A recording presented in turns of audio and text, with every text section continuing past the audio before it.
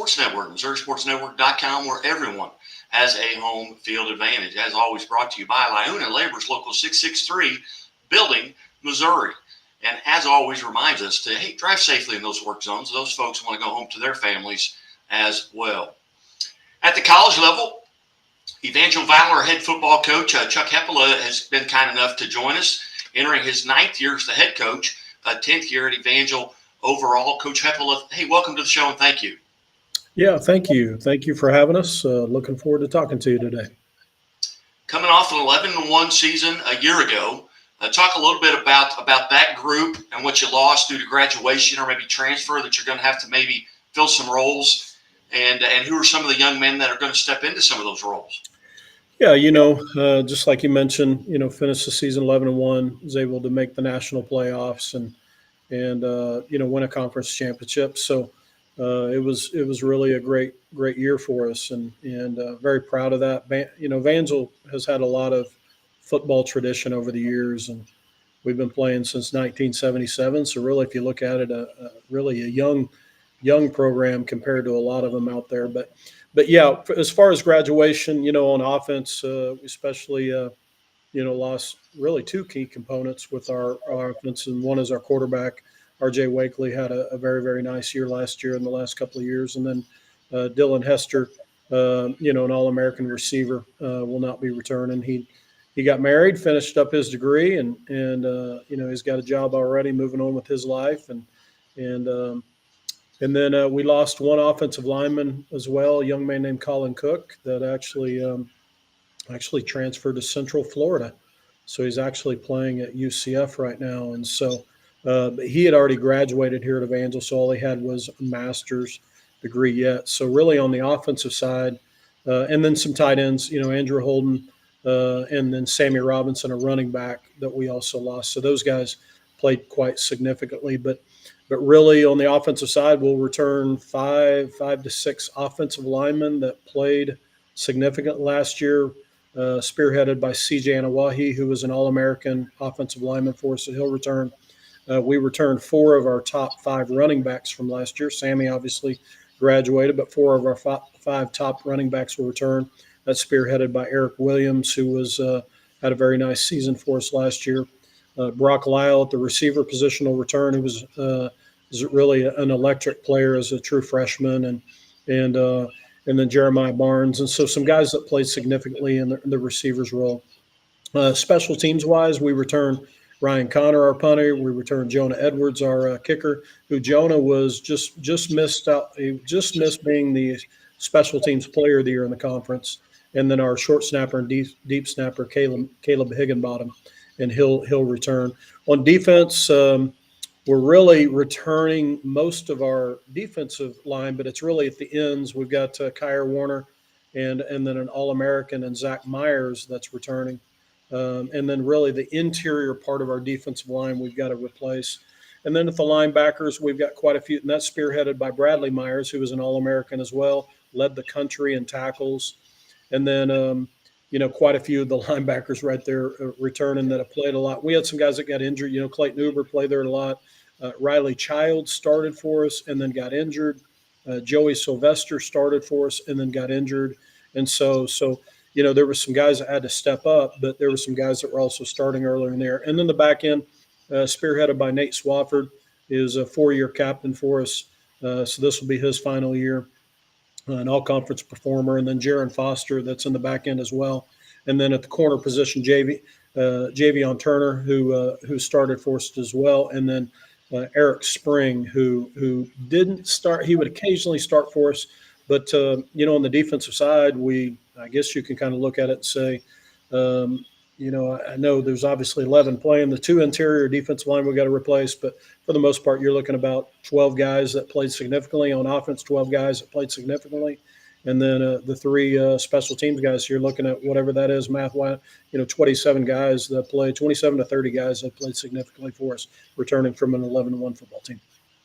That's outstanding, and I love the fact that you say it's a relatively young program, because a little known fact, I was indeed the very first ball boy for Evangel back in 1977. Awesome. My dad was on Danny Duran's staff, and so I got to kind of run around with those guys. And Tom Mass was doing the radio, and Yeah.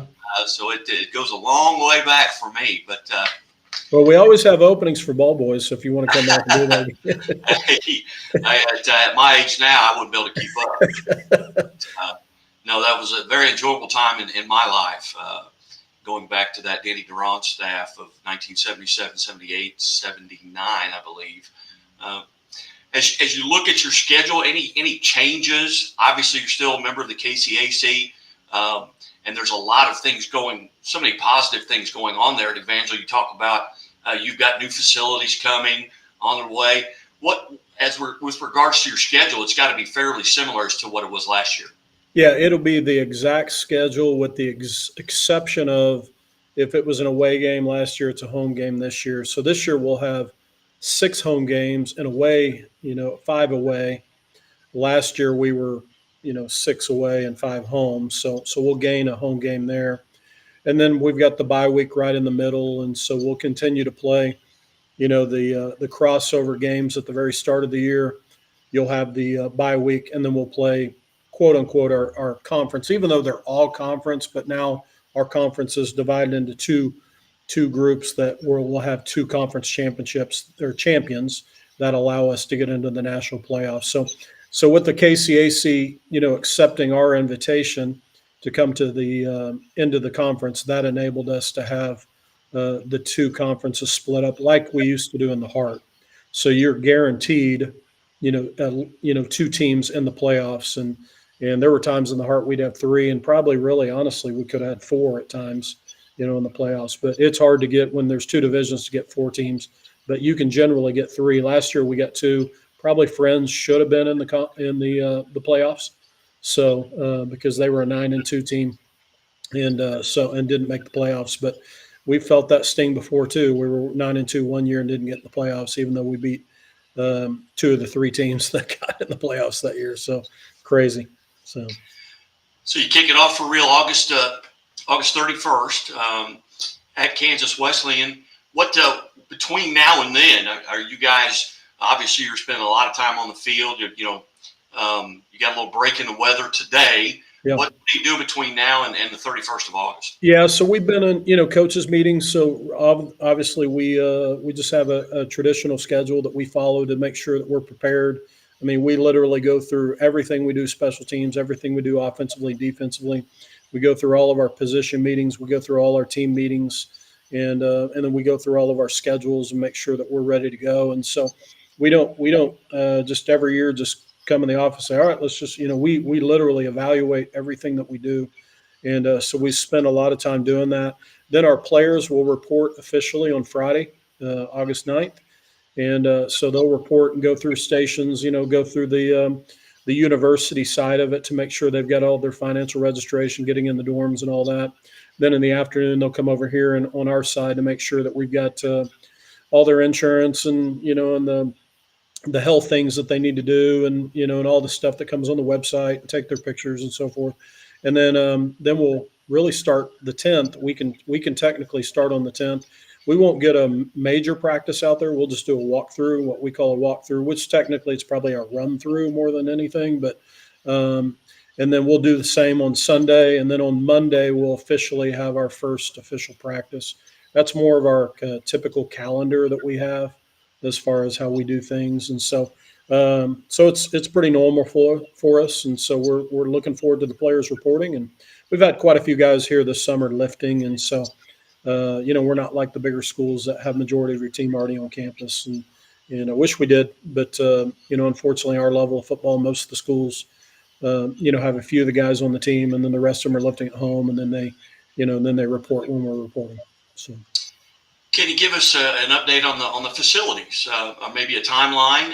Obviously, you're sitting in a new office for you, and there's still some painting and things going on. But kind of give us a timeline and an update on the new facilities. Yeah, new office, and you can see in the background there's nothing on the walls or anything like that, because we've literally we've only been in this facility probably about a week now, and so basically we've got 2 floors here. We're on the 2nd floor of the facility and overlooks the stadium, that our practice, field that will eventually be an on-campus stadium. But we've got I've got eight offices up here, for really 9 offices for football, but And really, it's an office/meeting room. So when you walk in our offices, it's their office and then the meeting room for their position that they coach.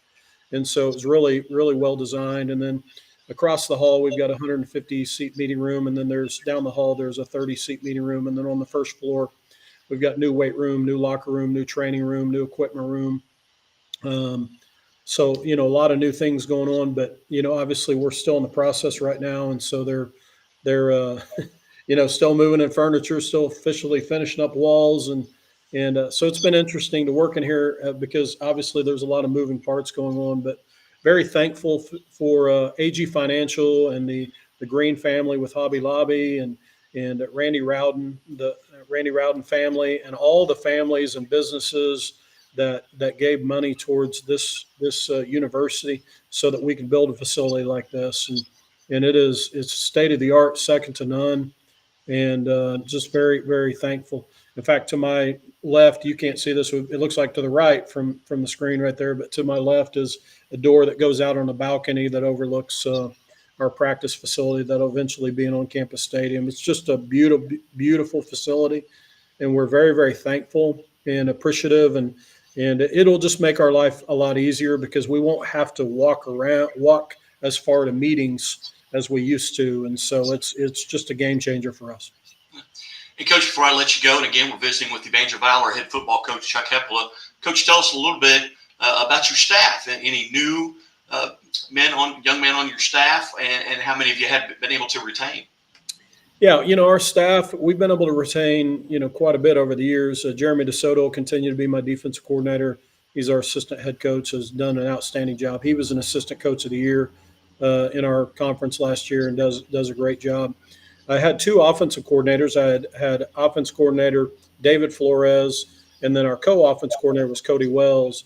Well, David accepted a job at Lindenwood University as their offensive line coach it was probably about three to 4 weeks ago, and so Cody Wells has stepped into our offense coordinator, but he was very, very heavily involved in what we were doing there. So unfortunately, lost Coach Flo, and that was a tremendous loss for us, just because first of all he's a great friend, a great coach, but fortunately we were able to step in, and Cody just took over, because he was already very heavily involved in what we're doing. Jeff Klein was our assistant offensive line coach, and so Jeff Klein stepped into the full-time offensive line coach. So he was already working with Flo. So we won't really miss a beat offensively there. Miles Williams, we hired in the spring. Miles Williams played football for us here, and then and coached with us a little bit. Then was coaching high school ball, and then we hired him back here to coach our linebackers. Jesse Schmidt, which has been with me, will continue to coach our defensive line.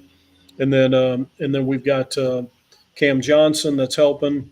Our coaches. We've got Jamison Biza. Goodness gracious, I'm trying to go through Jace Robinson that's helping us as well. I got two strength and conditioning coach, Dr. Kevin King and Dr. Todd Nix. And so, really we're 13 strong right there. And I'm short one coach what I usually do on offense, but we're going to make it work. And the reason why is because I'm going to hire the right person. I'm not just going to hire a person to make sure that I, just hire somebody. We're going to make sure that we hire the right person that does the things that we expect here at Evangel. And so that's something I'll worry about when the season's over, honestly. So. All right. Well, outstanding. Well, Coach, I greatly appreciate you being generous with your time. I look forward to our quarterback club meetings. They start at September 9th at Bambino's. It's always a great time. I invite folks to come out. Bambino's, it's great food, it's great fellowship, and you always make sure that you're there when you can be, and that's about 99% of the time. I don't know that you've missed more than once in the 5 years that I've been running it, but we appreciate your attendance and look forward to those days. Yeah, we appreciate it. Appreciate you putting that together, and you're exactly right. Get people to come out and support not just Evangel football, but all the local football coaches that are around. And obviously we can learn a lot from the sport of football. It's a metaphor for life. And so you get to hear a lot of good things. There's a lot of really, really well coached football teams around here. So, and you get to find out that these guys are better men than they are coaches. And so, love to have the people come out, but we appreciate you putting that together. You bet. You bet. Thanks, Coach. Hey, you're watching the Missouri Sports Network at MissouriSportsNetwork.com, where everyone has a home field advantage. And as always, the Missouri State Highway Patrol reminds us, take that 3 seconds and buckle up.